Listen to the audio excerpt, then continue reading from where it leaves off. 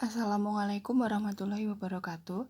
Perkenalkan, nama saya Asmi Setiani. Saya perwakilan dari kelompok B yang sekarang praktek di ruang Melati RSUD Dr. Iska Tulungagung.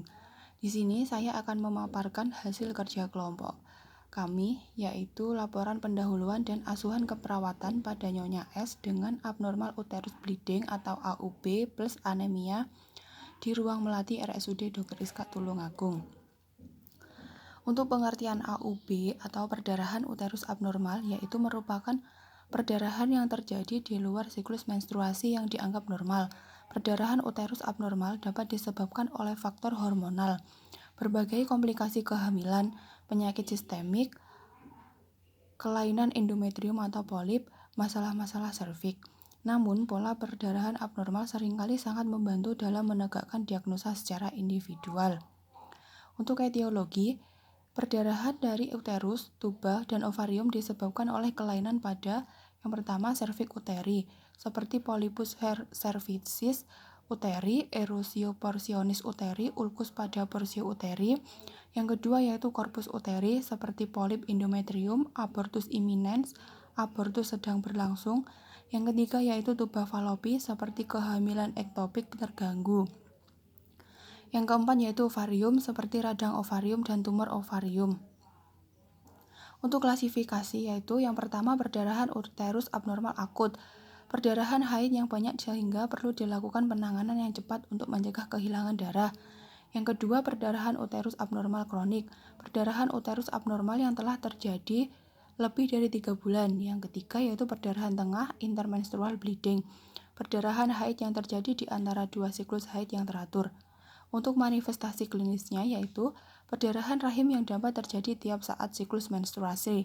Jumlah perdarahan bisa sedikit-sedikit dan terus-menerus atau banyak dan berulang.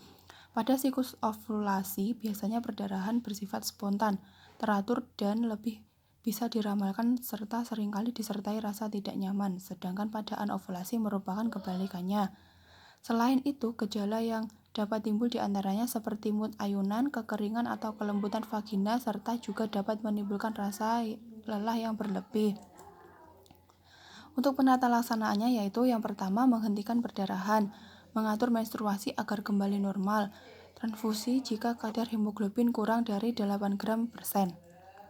Untuk pemeriksaan penunjang yang pertama yaitu anamnesa dan pemeriksaan klinis yang lengkap. Yang kedua USG dan laparoskopi. Yang ketiga yaitu pemeriksaan abdomen. Yang keempat pemeriksaan laboratorium. Dan yang kelima yaitu pemeriksaan pelvis untuk memeriksa kuantitas darah dan sumber perdarahan. Untuk diagnosa keperawatan yaitu yang pertama intoleransi aktivitas berhubungan dengan kecemasan, nyeri akut berhubungan dengan kerusakan jaringan otot, sistem saraf, dan gangguan sirkulasi darah. Yang ketiga yaitu defisit volume cairan berhubungan dengan perdarahan. Yang keempat yaitu ketidakefektifan perfusi jaringan perifer berhubungan dengan menurunnya kadar hemoglobin dalam darah. Sekian pemaparan laporan pendahuluan dan akan dilanjutkan untuk pemaparan kasus. Selanjutnya yaitu pemaparan kasus pada Nyonya S yang berada di ruang Melati. Data diambil pada tanggal 10 Maret 2020 jam 8.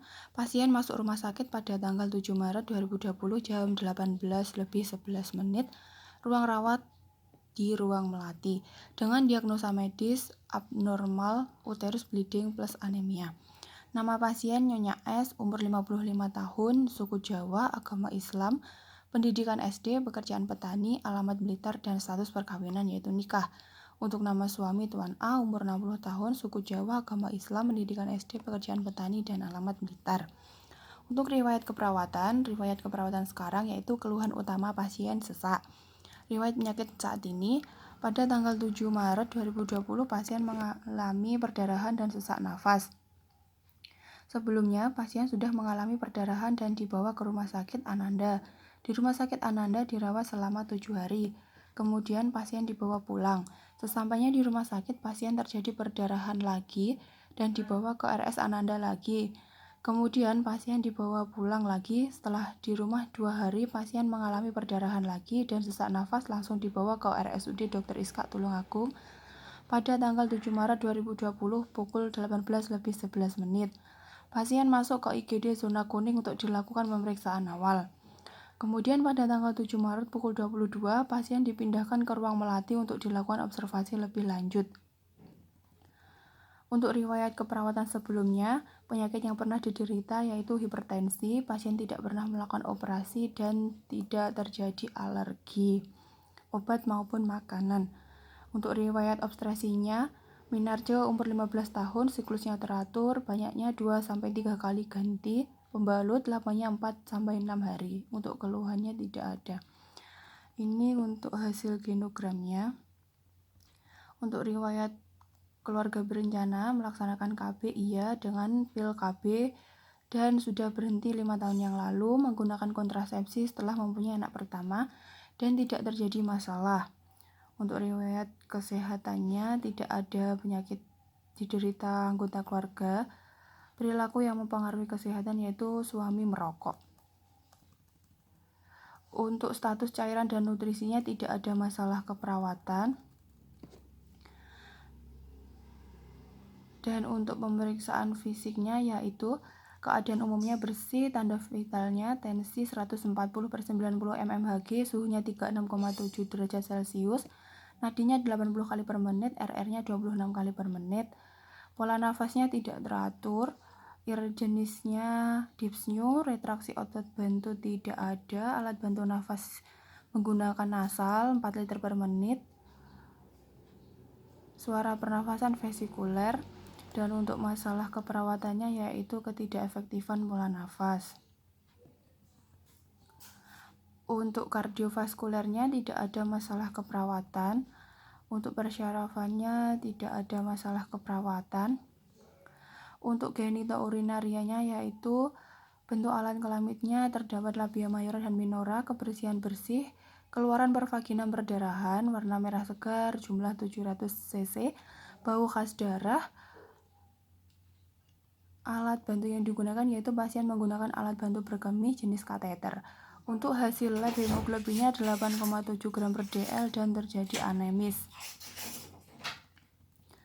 Untuk masalah keperawatannya yaitu ketidakefektifan perfusi jaringan perifer. Pada pencernaannya yaitu tidak terjadi masalah keperawatan.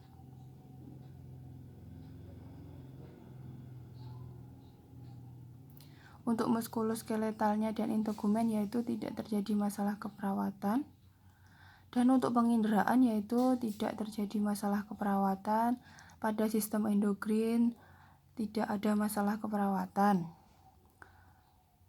Untuk data penunjangnya yaitu USG, tampak VU terisi cukup, tampak uterus antofleksi ukuran 9,1 kali 7,3 cm dengan gambaran heterog dan fototorak dan pemeriksaan laboratorium. Untuk terapinya yaitu mendapat terapi Calnec 3 kali 500 mg, furosemid 3 kali 10 mg, infus RL14 TPM dan valsartan 1 kali 160 mg. Untuk data prioritas masalah yaitu yang pertama ketidakefektifan pola nafas dan yang kedua ketidakefektifan perfusi jaringan perifer.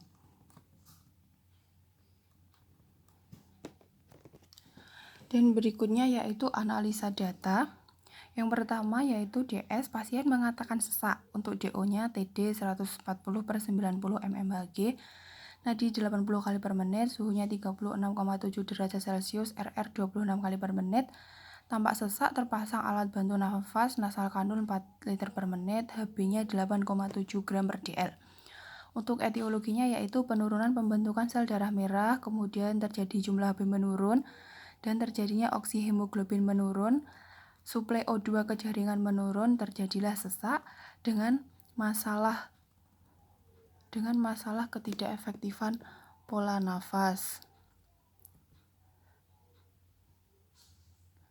Dan untuk data yang kedua yaitu DS, pasien mengatakan perdarahan. Untuk DO-nya terjadi anemis, tampak pucat, CRT lebih dari 3 detik, turgor kurang. Untuk etiologinya yaitu perdarahan per vaginam, terjadinya menurunnya kadar HB, kemudian suplai HB dalam darah menurun, tampak pucat dan anemis, CRT kembali lebih 3 detik. Kemudian terjadi masalah yaitu ketidakefektifan perfusi jaringan perifer.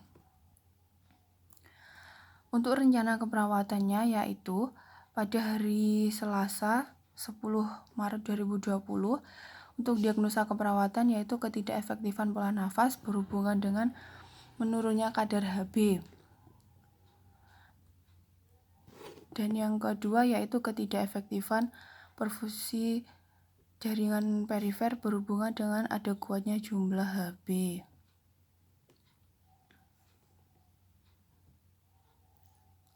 Pada diagnosa pertama yaitu pasien mendapat intervensi yang pertama observasi TTV dan berikan O2. Yang kedua, atur posisi pasien untuk mengoptimalkan pernafasan. Yang ketiga, anjurkan pasien untuk relaksasi dan mengurangi aktivitas yang berat untuk mengurangi sesak nafas. Yang keempat, kolaborasi dengan tim medis untuk pemberian obat. Dan untuk diagnosa yang kedua, yaitu intervensi yang diberikan. Yang pertama, observasi TTV dan perdarahan. Yang kedua, berikan transfusi darah sesuai dengan golongan darah dan kebutuhan transfusi. Yang ketiga, berikan health education kepada pasien tentang makanan yang harus dikonsumsi seperti daging dan sayur hijau.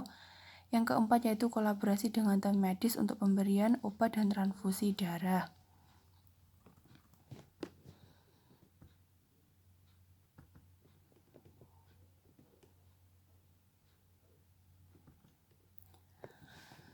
Kemudian pada hari Selasa tanggal 10 Maret 2020, diagnosa yang pertama, implementasi yang diberikan yaitu mengobservasi TTV dan berikan O2 dengan hasil TD 140/90 mmHg, nadi 80 kali per menit, suhu 36,7 derajat Celcius, RR 26 kali per menit, terpasang nasal kanul 4 lpm. Yang kedua, mengatur posisi pasien untuk mengoptimalkan pernafasan posisi pasien semivolar. Yang ketiga, menganjurkan pasien untuk relaksasi dan mengurangi aktivitas yang berat untuk mengurangi sesak nafas. Untuk hasilnya pasien memahami. Yang keempat, mengkolaborasi dengan tim medis untuk pemberian obat Calnek 500 mg, furosemid 10 mg, valsartan 160 mg, infus RL 14 TPM, dan transfusi 1 kolef.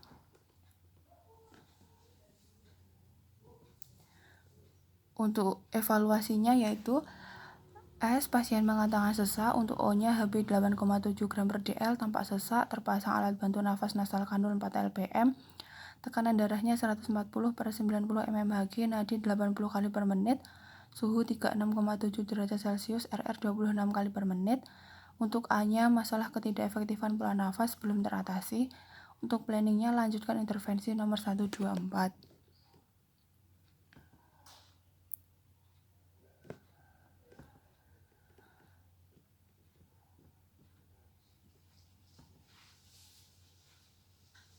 Pada hari Selasa tanggal 10 Maret 2020, untuk diagnosa yang kedua, pasien mendapatkan implementasi yaitu yang pertama mengobservasi TTV dan perdarahan, TD 140 kali per 90 mmHg, nadi 80 kali per menit, suhu 36,7 derajat Celcius, RR 2 kali per menit, tidak terjadi perdarahan.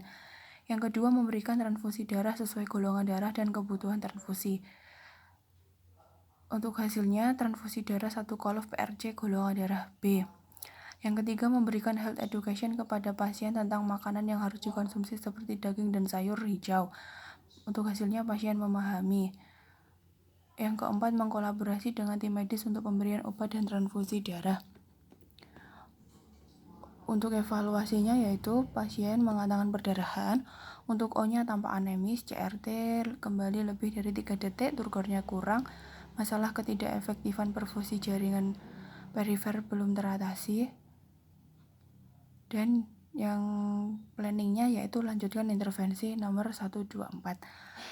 Sekian presentasi dari kelompok B, ada kurang lebihnya mohon maaf. Wassalamualaikum warahmatullahi wabarakatuh.